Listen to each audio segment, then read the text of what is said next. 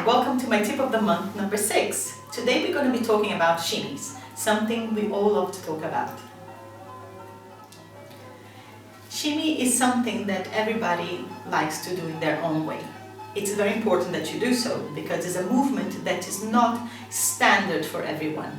Everybody has a different shape, so therefore the shimmy comes out according to that shape and the position they like to be in while doing. And also there are so many different techniques around. Everybody learns in a different way, so there is a huge variety of ways to achieve the same thing, which is either a vibration or a very fast movement of the hip.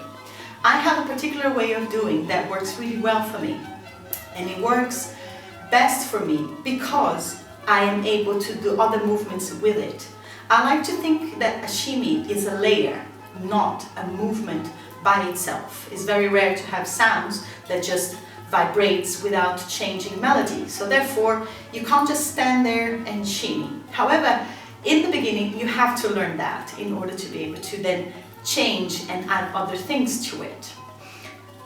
With my practices, I found that this technique that I'm going to show you is the best one to layer shimmies with eights, undulations, or any other step that you want to layer a shimmy, into. So let me show you how I do this.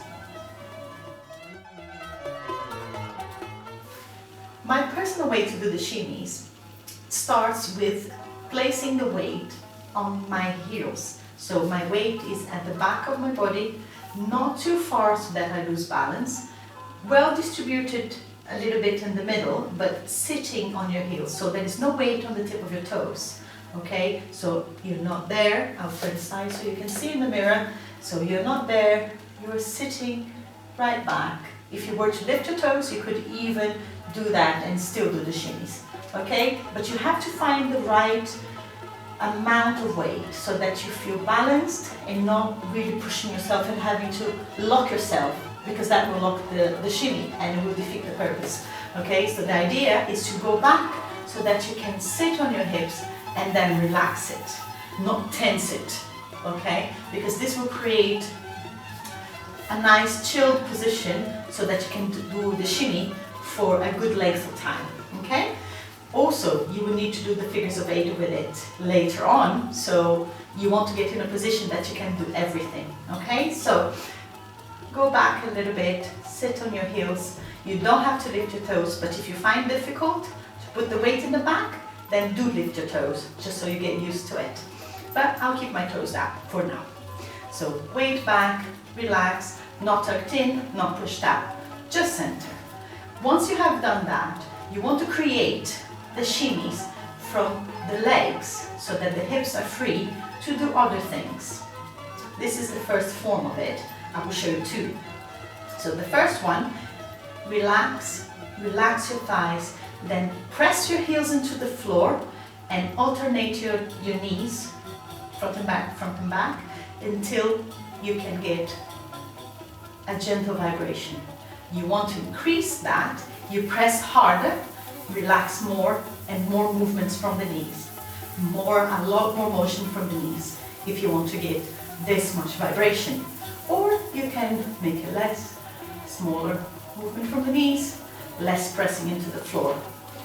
The idea is that you're pressing into the floor, this will bounce up and reflect into your hips. So I am not actually moving my hips, I'm just creating this from the legs. Okay, this is safe for your knees, you're not snapping back, so there is no danger of hurting your knees in this position. Okay, so keep it there. From there, you'll be able to gently move your hips around and layer.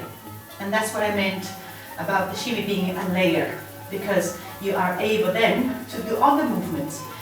If you choose to bring the the shimmy up to your hips, then the hip movements will have to change too. So this is just on the legs. The moment you enter into shimmy from the hips, you get this much bigger movement from the knees. Okay, not so much pressing from the heel, but a lot of release of the thighs, and that you can see from the hip.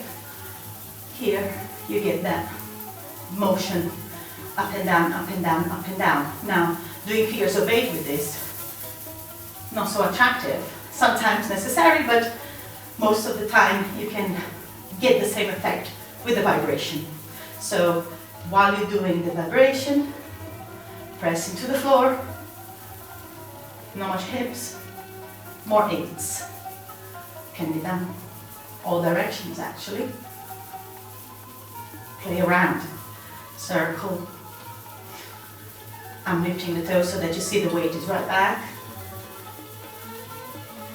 Relax. And then you want more volume. Add the hips in. Becomes more of a shake than a vibration.